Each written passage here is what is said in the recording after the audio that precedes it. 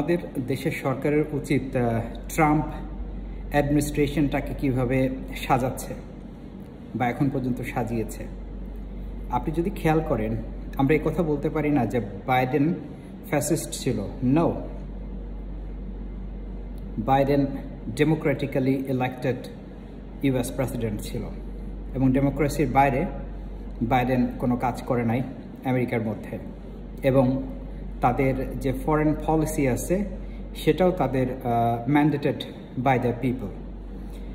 আপনি যদি এখন দেখেন যে বাইডেনের বিদায়ের পরে যখন ট্রাম্প ক্ষমতায় আসলো, সাথে সাথেই ট্রাম্প কমপ্লিটলি তার ওন সেট অফ লিডারশিপ নিয়ে যাত্রা শুরু করছে। এটা এরকম না যে বাইডেন অ্যাডমিনিস্ট্রেশনে অনেক স্কিলড এবং অনেক এক্সপিরিয়েন্সড, অনেক ইন্টেলেকচুয়াল পিপল ছিল।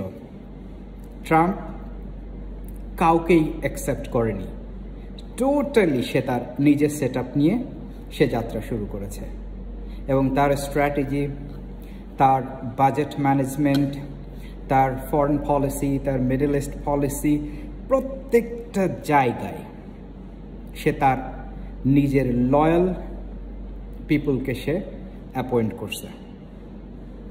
বাংলাদেশের সরকার তারা যদি মনে করে যে না, আসলে ফ্যাসিস্টের সময়ে একজন যোগ্য লোক ছিল, তাকে দিয়ে কাজ করানো যাবে, আসলে এটা একটা কমপ্লিটলি রং আইডিয়া। জাস্ট আমার কাছে মনে হয় যে ট্রাম্পের থেকে আমাদের সরকারের ইন্টারিম গভর্নমেন্টের শিক্ষা নেওয়া উচিত যে কিভাবে আগের লেগেসিকে অ্যাসাইড করে কিভাবে নিউ সেট আপটা নিয়ে সামনের দিকে এগিয়ে যাওয়া যায়।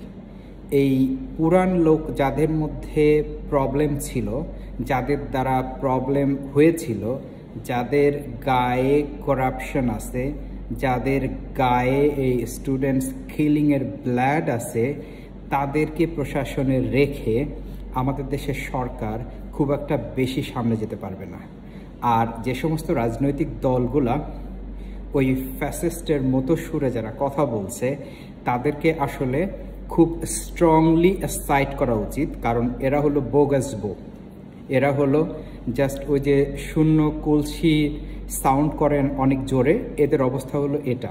কারণ এরা 15-16 বছরে, বিগত 15-16 বছরে কোনো সিগনিফিকেন্ট কোনো কিছুই করতে পারেনি, এবং তাদের কোনো স্পেসিফিক জনগণের জন্য কোনো এজেন্ডাও এখন পর্যন্ত জনগণের সামনে জনগণকে কি অফার দিতে চায় এটার বস্তুনিষ্ঠ এবং গবেষণালব্ধ কোনো কিছু এখন পর্যন্ত প্রেজেন্ট করতে পারেনি। তাই ইন্টারিম গভর্নমেন্টের উচিত যোগ্যতা, অবশ্যই যোগ্যতাকে দেখতে হবে, কিন্তু তার ন্যূনতম কানেকশন যদি আগের যদি কোনো ফ্যাসিস্ট অ্যাক্টিভিটিসের সাথে থেকে থাকে, তাহলে যদি ডাউটও যদি থাকে, হি war she should be removed.